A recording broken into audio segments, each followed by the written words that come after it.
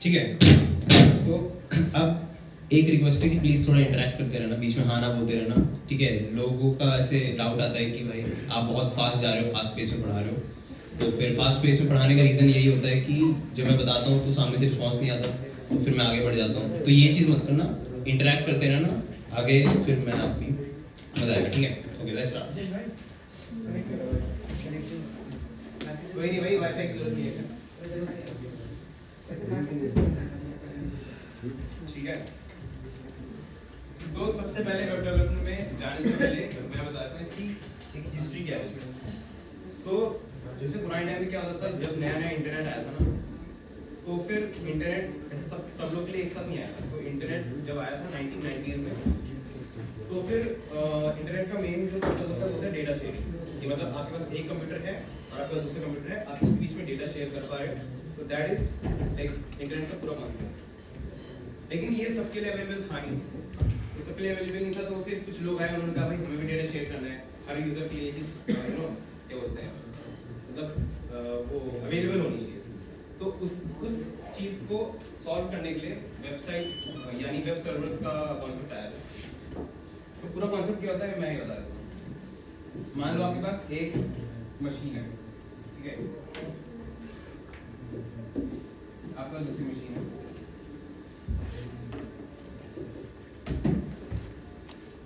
अब फंडामेंटली देखा जाए तो इन दोनों के बीच में कोई भी कनेक्शन नहीं है, लेकिन जब इंटरनेट इंट्रोड्यूस हुआ था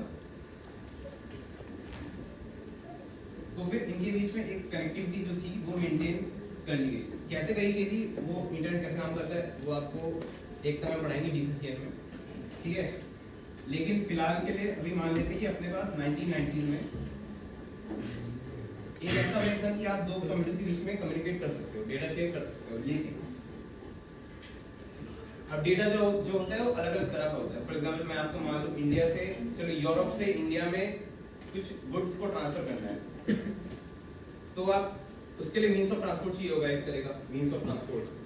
तो लेकिन अब मींस ऑफ ट्रांसपोर्ट जो होते हैं वो डिपेंड करते हैं कि आप गुड्स कौन सा मंगा रहे हो। अगर आप पेट्रोलियम मंगा रहे हो तो उसका तरीका क्या होगा, पाइपलाइन, राइट। मान लो आप वुड मंगा रहे हो, वुड लकड़ियाँ, लॉग्स वगैरह, तो उनको कार्गोस के थ्रू हो सकता है भेजोगे। अगर आप कार मंगा रहे हो सकता है उनको कार्गोस के थ्रू भेजोगे। हो सकता है आप वेपन्स वगैरह मंगा रहे हो, आप बाय रोड भेजोगे किसी न किसी। तो फिर उसी का इक्विवेलेंट जो मींस ऑफ ट्रांसपोर्ट है, उसी का इक्विवेलेंट होता है पोर्ट्स, ठीक है। ये चीजें कहीं ना कहीं लिख दो ना, बाद में भूल जाओगे, पेन पेपर है, ठीक है। तो जो पोर्ट्स होते हैं, पोर्ट्स अलग अलग तरह के होते हैं। फॉर एग्जांपल मान लो एक होता है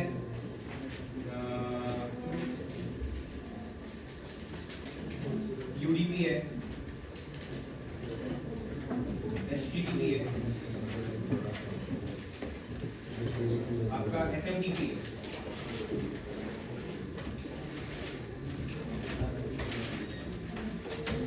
और आपका FTP है। तो जो इंटरनेट होता है उसमें ये सारे पोर्ट्स होते हैं। पोर्ट्स का मतलब क्या होता है कि आपके पास ऑलरेडी सेट ऑफ इंस्ट्रक्शंस होते हैं, आपको पता होता है कि सामने से डेटा किस टाइप का आने वाला है। तो इसको जैसे मान, ठीक है, तो ये है मान लो कंप्यूटर नंबर 1 है, ये कंप्यूटर नंबर 2 है। तो जब ये यहाँ से डेटा भेजेगा ना किसी भी प्रोटोकॉल के थ्रू, तो इसको पता होगा कि कौन से टाइप का डेटा आने वाला है, तो वो उसी तरह उसको रिसीव करेगा। ये जिस तरीके से भेजेगा वो उसी तरह से उसको रिसीव करेगा। फॉर एग्जाम्पल मान लो आपको ईमेल भेजनी होती है। ईमेल का एक बेसिक स्ट्रक्चर क्या होता है बताना जरा कोई। ईमेल में क्या क्या चीजें होती हैं, जो आप मेल सेंड करते हो आप क्या क्या डेटा डालते हो, यूजर ईमेल सेंड, सब्जेक्ट, ठीक है, एक सब्जेक्ट होता है, और क्या होता है, ईमेल आईडीज होती हैं, ठीक है, और क्या होता है, टेक्स्ट, हाँ मतलब जो बॉडी होती है, ठीक है, और क्या होता है, अटैचमेंट्स होती हैं, अटैचमेंट लाइक मीडिया होती है, ठीक है। तो ये आपका एक फॉर्मेट हो गया ईमेल का।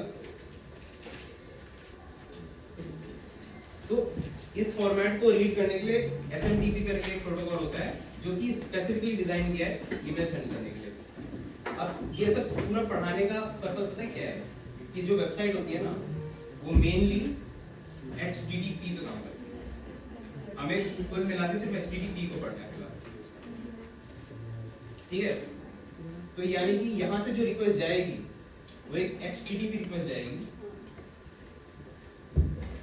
ऐसे करके, इस पे एक रिक्वेस्ट जाएगी और रिस्पांस में भी HTTP पे ही रिक्वेस्ट है, सॉरी जो रिस्पांस आएगा HTTP पे ही आएगा। इतना समझ में आ गया? पहले इतना किसको डाउट है इसमें पूछ लो, कोई डाउट? सर HTTP पे जाती है वैभव HTTP पे जाती है उस पे आगे आएंगे ना, मतलब इसी का एडवांस वर्जन है HTTPS। कुल मिला के इसमें इंक्रिप्शन नहीं होता है, इसमें इंक्रिप्शन होता है। इंक्रिप्शन होगा वो भी मैं आगे बढ़ा दूंगा, कोई बात नहीं। तो ये दोनों में इंक्रिप्शन का अंतर होता है। और कोई डाउट नहीं? ठीक है, चलो कोड समझ में आ गया। अब समझते हैं, चलो ठीक है इसको रहने देते हैं, याद हो गया।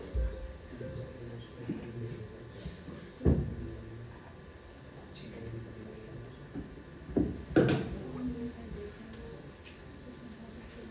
अब जो बंदा था जिसने बनाया था ये वेबसाइट का कॉन्सेप्ट, उसका कॉन्सेप्ट क्या है मेनली ये समझो। मान लो ये पर्सन ए है, ये पर्सन बी है। पर्सन ए के पास एक फाइल है, ठीक है, और ये कुछ फैंसी फाइल है, नॉर्मल एक टेक्स्ट फाइल है। ये चाहता है, ये से लाइक बहुत दूर रहता है, जैसे कि भाई पूरे कंट्रीज का डिफरेंस है, तो इन दोनों के बीच में कोई भी ऐसे कॉमन वो तो है नहीं डिनोमिनेटर जिससे ये लोग आपस में कल चेंज कर पाए। फिर मैंने सोचा क्या, सिंपल सा कॉन्सेप्ट बनाते हैं।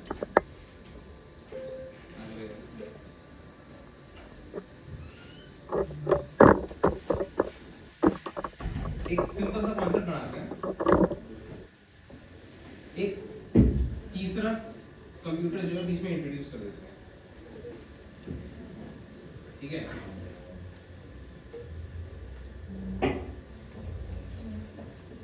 ये जो पीसी है ना वो इसी की तरह है, इन दोनों मतलब इन तीनों में कोई अंतर नहीं है, फंडामेंटली कोई अंतर नहीं है। और ठीक है, तो इसने किया क्या कि इसके पास एक फाइल है, ये चाहता है कि ये फाइल ये इसको शेयर करे, तो क्या करेगा, इस फाइल की कॉपी ना यहाँ पे डाल देगा,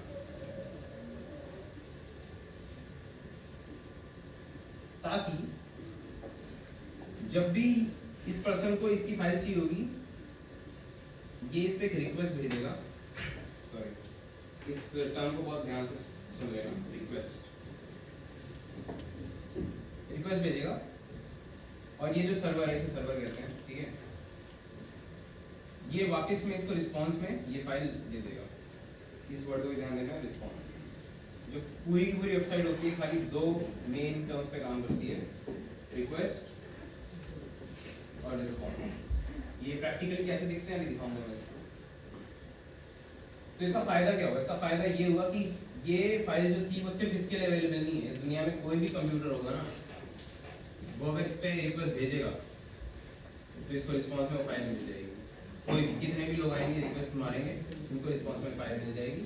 और यही तो है वेबसाइट, आप google.com पे जाते हो, आप google.com पे रिक्वेस्ट करते हो तो आपको बदले में क्या मिलता है, उसका एक होम पेज मिलता है, ठीक है। यहाँ तक समझ आया? ठीक है, कोई डाउट? सर वो जो कनेक्शन होगा दोनों के बीच में, हाँ। रिलायबल नहीं हो तो क्या नाम? रिलायबल नहीं हो तो मतलब कैसे? जैसे कि मतलब कि मान लो अटैक हो जाए तो फाइल के अंदर अटैक हो जाएगा, फाइल के अंदर जैसे वायरस वगैरह हो गए, हम आप क्या करें सर्वर पे, मतलब सर्वर से इसके पास। बहुत बढ़िया भाई, मजा आ गया, बढ़िया क्वेश्चन है, ठीक है। अभी मैंने क्या बताया था, कोड बताया था ना, तो मैंने क्या बताया, HTTP के थ्रू भेजते हैं ना, HTTP अलाउ पता है किसे करता है, कौन से डेटा को ट्रांसफर करने का अलाउ करता है, चलिए इस पर बाद में आने वाला था पर अभी बता देता हूँ। HTML, CSS, जावास्क्रिप्ट, मेनली यही होता है, थोड़े बहुत और कॉन्सेप्ट भी होते हैं, JSON वगैरह की चीज़ें होती हैं, XML करके होता है, मेनली खाली यही डेटा टाइप होता है जिस पर HTTP अपने थ्रू जाने के लिए अलाउ करता है। इसके अलावा जैसे आपने कहा कि वायरस वगैरह हो गया, वायरस मेनली इसमें होता है, ये इसी तरह होते हैं, DXC वगैरह HTTP के थ्रू ट्रांसफर नहीं हो सकते, उनके लिए FTP होता है। और अगर FTP के थ्रू आप कल भी डेटा वो अलग चीज़ है, हम कभी खाली HTTP देखेंगे। तो ऐसा कुछ नहीं है कि फाइल वगैरह में कोई प्रॉब्लम होगी, फाइल प्रॉब्लम होगी HTTP अलाउ नहीं करते फिर डेटा वगैरह ट्रांसफर करना। ठीक है, अब रिक्वेस्ट और रिस्पांस थोड़ा और एक्सपेंड कर देते हैं, इनके अंदर होता क्या है।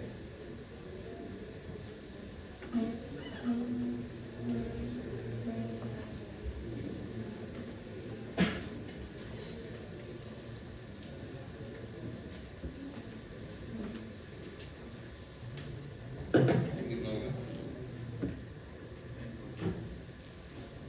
ठीक।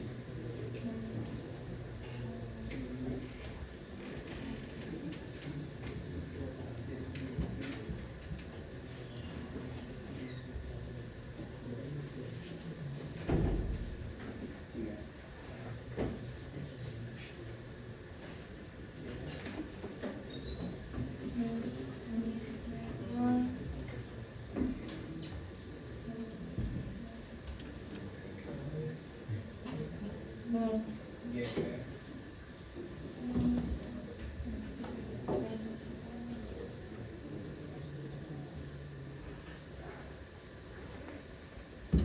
क्लाइंट है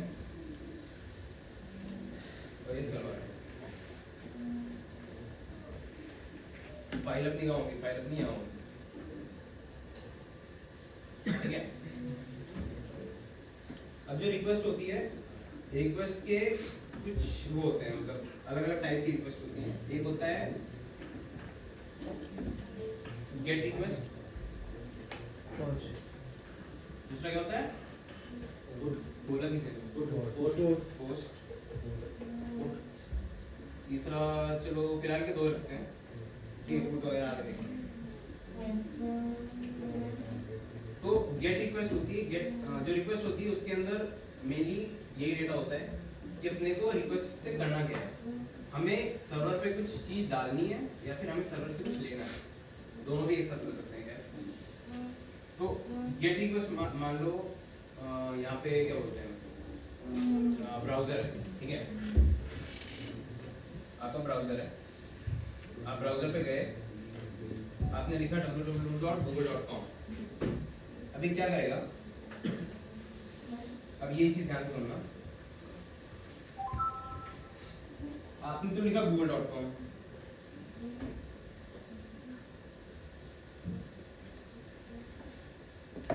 और इस google.com का सिग्निफिकेंस पता है क्या होता है? मतलब आपको लगेगा कि यार google.com का, उसको पता कैसे लगेगा कि इसी सर्वर पे जाना है, दुनिया में मिलियंस ऑफ सर्वर्स हैं। तो उसके लिए DNS करके एक चीज होती है, क्या होता है DNS फॉर्म? तो डोमेन नेम सर्वर में क्या होता है, हर क्या बोलते हैं उसे, हर डोमेन का ना एक IP एड्रेस से मैपिंग वर्क की होती है। मान लो 168 समथिंग समथिंग ऐसे ही कुछ होता है, गूगल में याद नहीं है 16 समथिंग क्या होता है, उसकी मैपिंग वर्क की होती है। तो जैसे ही आप ब्राउज़र में google.com एंटर करते हो, वहां से सीधा रिक्वेस्ट कहाँ जाती है? इस IP पे, और इस IP के कौन से पोर्ट पे, जिस भी पोर्ट पे जाएगा वो पोर्ट होगा कौन सा? HTTPS या फिर HTTP। ठीक है, तो मान लो डिफॉल्ट पोर्ट जो होता है HTTP का वो 80 होता है, डिटेल है नोट करना नोट कर सकते हो। तो वो वहां जाएगा, इस पोर्ट पे बोलेगा कि भाई मेरे को google.com का होम पेज चाहिए। रिक्वेस्ट में तो चलो इतने का, अब रिस्पांस में बहुत सारी चीजें होती हैं, एक एक करके ध्यान देना। जो रिस्पांस होता है उसमें क्या क्या डेटा होता है? सबसे पहले तो होम पेज ही होगा, ऑब्वियसली। होम पेज में क्या होता है बताता हूँ। होम पेज की HTML plus CSS plus JavaScript, उसको बंडल करके ये ऐसा रिस्पांस भेज देगा। लेकिन सिर्फ यही नहीं भेजेगा, इसके साथ एक कोड भी भेजता है, और वो कोड हमेशा 3 डिजिट का होता है। पहला डिजिट पता क्या होता है? पहला डिजिट होता है कि ये जो आपकी रिक्वेस्ट गई थी ना, उसके साथ उसका जो रिस्पांस आया है, उसकी क्या बोलते हैं, बेसिकली उस रिक्वेस्ट के साथ हुआ क्या वो बताता है पहला डिजिट। मतलब मान लो अगर पहला डिजिट 2 होता है, 2 का मतलब होता है सक्सेस, 3 का मुझे याद नहीं, 4 का मतलब होता है नॉट फाउंड, और 5 का मतलब होता है कि कोई भाई सर्वर पे कोई एरर आ चुका है। तो अगर मान लो इसने 200 भेजा है, तो 200 का मतलब होता है भाई सक्सेस, कि आपने मांगा था होम पेज और मैंने आपको होम पेज दे दिया। अगर मान लो यहाँ पे 404 होता, 404 का मतलब सबको पता होगा मेरे ख्याल से,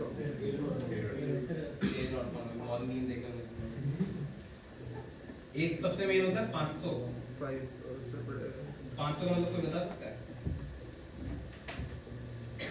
500 का मतलब 500 का मतलब होता है इंटरनल सर्वर एरर, जो कि अमेज़न पे आता रहता है। तो 500 का मतलब होता है कि भाई साइट पे कुछ ना कुछ कोड में एरर आया है और उसी वजह से हम आपको नहीं दे पाएंगे। तो खैर ये 2 चीज़ें होती हैं, और भी चीज़ें होती हैं, मान लो क्या बोलते हैं, नहीं मैं और डेटा, इसके साथ रिस्पॉन्स में और डेटा क्या आता है मैं ये बताऊँ। मान लो इसमें छोड़ के अभी इतना प्रैक्टिकल में आ गया, तो मैं एक बार ये पूरा दिखाई देता हूँ, अगर इस नंबर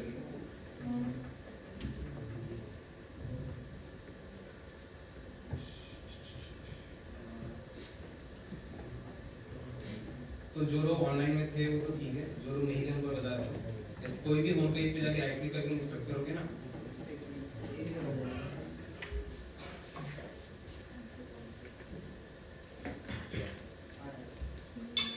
लाइटर बोल दो।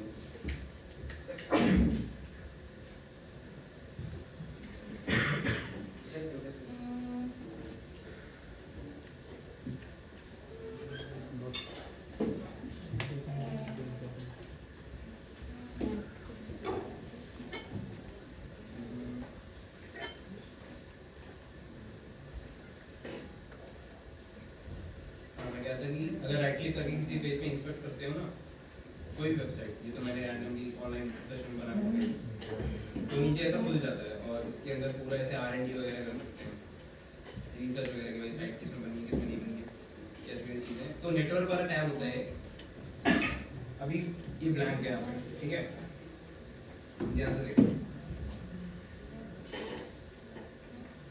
अभी मैं इसको रिफ्रेश करूंगा तो यहाँ से इसका मैंने यहाँ पे अभी तुम्हारे सामने ही जो ये सब सेटअप कर रहा था, मैं तो फटाफट मैंने कोड लिखा था, उसने नोटिस किया होगा, किया होगा। हाँ जी, ब्राइटनेस भी अगर हो सके तो ब्राइटनेस यार मेरे तो बोले मतलब मेरे पीसी पे दिखा रहे हैं आप, क्या प्रॉब्लम हो रही है देखने में? नहीं ठीक है, मतलब आ रहे हैं ना, दिखाई दे रहा है थोड़ा और अगर हो जाएगा तो सही है। ओके ठीक है, तो ये दिखेगा हो गया। तो मैंने आपको कुछ कोड लिखा था, वो कोड मैंने इसी फंक्शनैलिटी को दिखाने के लिए, अगर मैं रिफ्रेश करूँगा ना यहाँ पे, तो यहाँ से रिक्वेस्ट जाती है दिखेगी, ये दिखा कुछ, ये चीज़ ये दिख रहा है, दिख रहा है यहाँ पे पता नहीं 200 दिख रहा है कि नहीं दिख रहा है, तो एक बार इस पे क्लिक करता हूँ, क्लिक करता हूँ तब दिखेगा। तो यहाँ से जो रिक्वेस्ट भेज फ्रंट एंड होता है, ठीक है,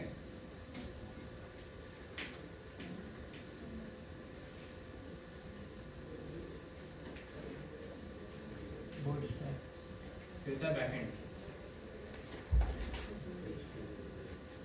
यहाँ पे आप कोई भी प्रोग्रामिंग लैंग्वेज ले लो,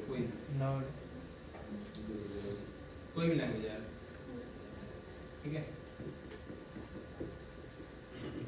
इन दोनों के बीच में एक फंडामेंटली कुछ कॉमन नहीं होता, ट्रस्ट में कुछ भी कॉमन नहीं होता। फ्रंट एंड अलग एकदम अलग बनाया जाता है, बैक एंड एकदम अलग बनाया जाता है। इन दोनों के बीच में एक ही चीज कॉमन होती है, API। जो रिक्वेस्ट और रिस्पॉन्स मैंने दिखाया ना, मैंने यहाँ से कुछ डेटा भेजा था यूजर्स के लिए, सामने से मुझे डेटा मिला था यूजर्स का, मैंने जावास्क्रिप्ट को यूज करके भेजा था रिक्वेस्ट, किसको भेजा था? बैकएंड को, और बैकएंड ने मुझे क्या दिया था? उसी यूजर्स का डेटा दे दिया था। तो इससे पता ये चलता है कि फ्रंट एंड जो होता है उसका सोल पर्पस ये होता है, जो यूजर इंटरेक्ट करता है हमेशा फ्रंट एंड से करता है। फॉर एग्जांपल मान लो आपके पास जो गूगल का होम पेज था जिसकी हम बात कर रहे थे, उस पे जब आप जाते हो तो पहले क्या होता है, सर्च बार होता है एक नीचे, यहाँ पे गूगल लिखा होता है, ऐसे ही होता है। फिर यहाँ पे कुछ टाइप करते हो और फिर दबाते हो एंटर। इससे होता क्या पता है, जो जावास्क्रिप्ट होती है, HTML और CSS तो चलो इसको यूज करके हम पूरा पेज बनाते हैं, पर जब आप एंटर दबाते हो ना तो फिर रन होती है जावास्क्रिप्ट। जावास्क्रिप्ट क्या भेजती है, क्या भेजती है, रिक्वेस्ट। और रिक्वेस्ट में एक डेटा भी जाता है, वो डेटा पता है क्या जाता है, जहाँ जो भी यहाँ पे टाइप कर रखा होता है ना, मान लो यहाँ पे आपने टाइप कर रखा है ट्री, तो जावास्क्रिप्ट यहाँ से भेजता है रिक्वेस्ट सर्वर को बैकएंड पे, तो कहता है भाई किसी यूजर ने ट्री क्वेरी भेजी है और हमें ट्री का सर्च रिजल्ट चाहिए।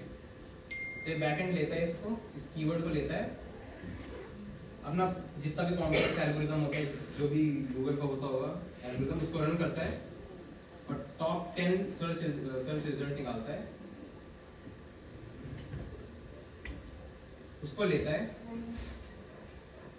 और प्लस खाली रिजल्ट नहीं भेजेगा, उसके साथ क्या ऐड करेगा, उसके साथ ही ऐड करेगा HTML प्लस, बोलते रहो यार, प्लस क्योंकि खाली रिजल्ट नहीं दिखा सकता। जो मैंने आपको रिस्पॉन्स में दिखाया था, बहुत ही वियर्ड टाइप का डेटा देखने में लग रहा होगा, वो खाली रिजल्ट था, उसमें कोई भी HTML CSS इन्वॉल्व नहीं था। ये 10 रिजल्ट सर्च करेगा और प्लस उसमें HTML plus CSS plus JavaScript को ऐड करेगा और इन सबको मिला के एज ए रिस्पॉन्स थ्रो करेगा।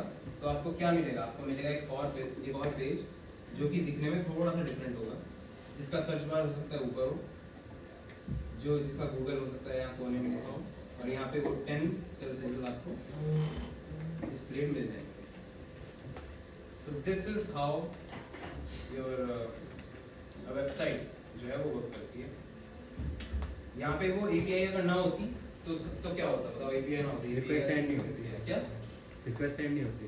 हाँ, क्योंकि ये जो जावास्क्रिप्ट ने जो रिक्वेस्ट भेजी है ना, वो बैकएंड पे API के थ्रू ही भेजी है। API कुछ इस तरह दिखती है, मान लो स्लैश यूजर्स जो अभी मैंने दिखाया था, स्लैश सर्च, अगर मैं गूगल पे जाऊँ, अगर मान लो मैंने यहाँ पे कुछ भी सर्च किया,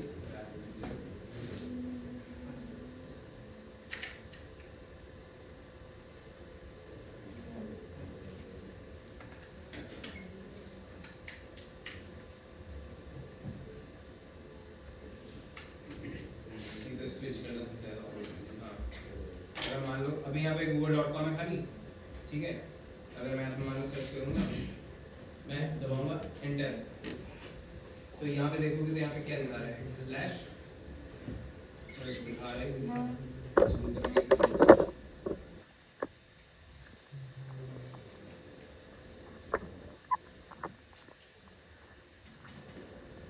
ये दिखा रहा है, दिख रहा है ना, स्लैश सर्च। तो इसने बेसिकली स्लैश सर्च पे एक रिक्वेस्ट भेजी है, और रिक्वेस्ट के आगे भी देखना, इसने ये भी दे रखा है question mark q equal to 3। तो q इक्वल टू 3 का मतलब क्या है कि उसने क्वेरी भेजी है कि स्लैश सर्च और question mark query equal to 3, यानी कि 3 का डेटा हमें सर्च रिजल्ट में दिखा दो। तो इस तरह अपना पूरा वो काम करता है। इवन ये बता देता हूँ, मान लो ठीक है, मैंने दोबारा सर्च किया और ऐसे एक बार नीचे स्क्रॉल करोगे ना, तो ये दिखाना ना, what is 10 sentence about tree. जब इस पे भी इवन क्लिक करोगे तो अभी तुम्हें लग रहा होगा कि भाई ये तो डेटा दिखा देगा, नहीं दिखाएगा। इस पे जैसे ही क्लिक करोगे, मैं तो प्रैक्टिकल में दिखाता हूँ, तो क्लिक करोगे,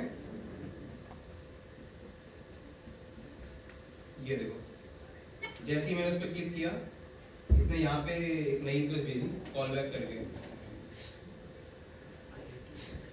और इसने रिस्पॉन्स में ऐसे बहुत ही गंदा सा कोड लिख के दिया है। ये गंदा सा कोड पता है किस चीज का है? ये जो नया ये नीचे बना है ना, बन के आया है, इस पे क्लिक करने पे ये कोड इस चीज का है। तो बेसिकली जैसे मैंने उस पर क्लिक किया, इसने रिक्वेस्ट भेजी कि भाई मेरे को नीचे क्या बोलते हैं, ये जो what is 10 sentence about tree है उसका मेरे को डेटा चाहिए। उसने रिस्पांस में एक कोड दिया और इसी कोड को इसने यहाँ पे इंजेक्ट कर दिया, इसलिए ये बड़ा वो बना के दिखा दे रहा है।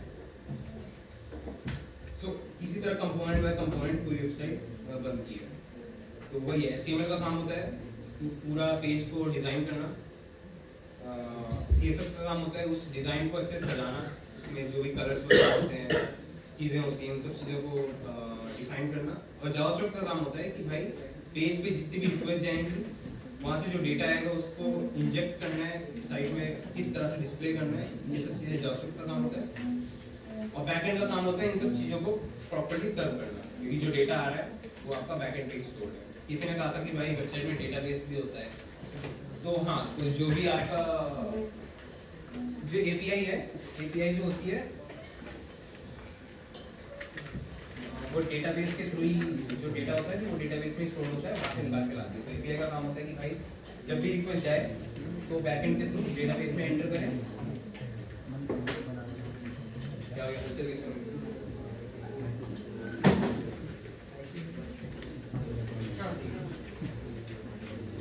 आप सभी के पास अभी एक फॉर्म आया होगा, उस फॉर्म में ना पार्टिसिपेंट 1 पार्टिसिपेंट 2 दो लिखे हैं। एक आदमी एक भरेगा, ठीक है, and you just have to fill one. एक फॉर्म पे जब आगे 2 आ जाए आप बस उसको पीछे कर देना, 2 और भर देना। This is really important, we want honest feedback for our sessions. Thank you. Okay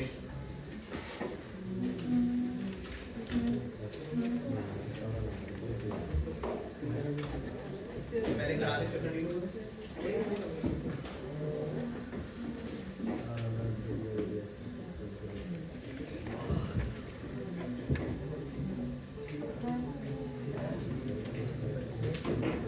तो टू योर सरप्राइज जो डेटाबेस का क्या है, जो API होती है वो जो डेटा लेके आती है और डेटाबेस के अंदर से ही लेकर आती है। तो कैसे होता है, थोड़ा कॉम्प्लेक्स होता है, उसमें बात में जाएंगे। हाँ बस नहीं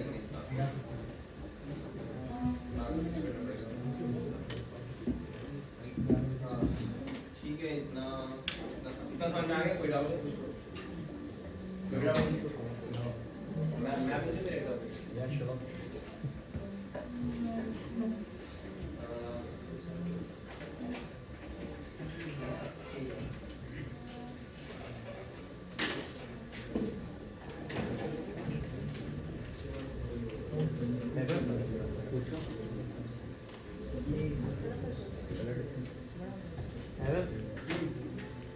How to connect database?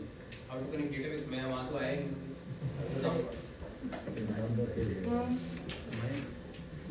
तो उसके लिए विशेष अभी टाइम कितना है? 10 मिनट, 10 मिनट।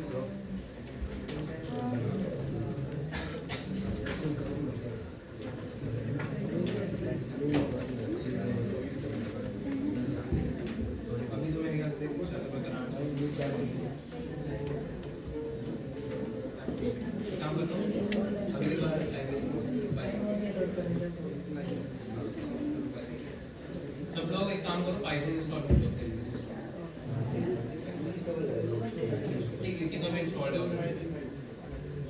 सब मोस्टली इंस्टॉल है, जिनके पास नहीं है इंस्टॉल वाईफाई चल रहा है, WiFi sorry we can't WiFi नहीं चल रहा, बैक एंड पैसे के बाद नहीं चल रहा, कितना बार चल रहा है बैक एंड पैसे के बाद अभी वाईफाई। चलो कोई बात नहीं, कोई बात नहीं। एक काम करो, अगले सेशन पे टाइम वेस्ट ना हो, इसलिए अगले सेशन के लिए मैं वो देखूँ तुम लोगों को करना क्या है। तो सबसे पहले तो ये वाली वेबसाइट कितने लोगों को पता है? ये तो सब लोग को पता है, लेकिन पढ़ता कोई नहीं है।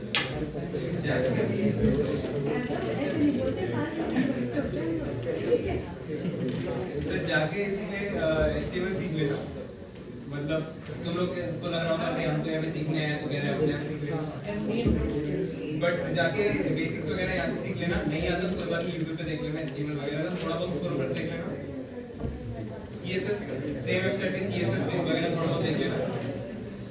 सुनो मैं ये क्या है इसलिए ले रहा हूँ क्योंकि अगले सेशन में अगर मैं कोड लिख रहा हूँ तो ऐसा नहीं होना चाहिए कि मैं कोड लिख रहा हूँ और आप लोग को समझ में नहीं आ रहा कि ये बंदा लिख क्या है। क्योंकि अगले फ्रंट एंड तो चलो ठीक है, मैं थोड़ा बहुत जो भी होगा अपनी तरफ से बता आपको। जब मैं बैक एंड लिखने पे आऊंगा तो फिर ऐसा नहीं होना चाहिए कि आप लोगों को फ्रंट एंड समझ में नहीं आ रहा, ठीक है? क्योंकि अगर बैक एंड लिख रहा हूँ, बैक एंड समझ में नहीं आ रहा, चलो मैं एक्सप्लेन कर दूंगा। बट बैक एंड लिख रहा हूँ, फ्रंट एंड समझ में नहीं आ रहा, ऐसा नहीं होना चाहिए। तो इसके लिए पहले फ्रंट एंड देते हैं, उसके बाद बैक एंड अगले क्लास में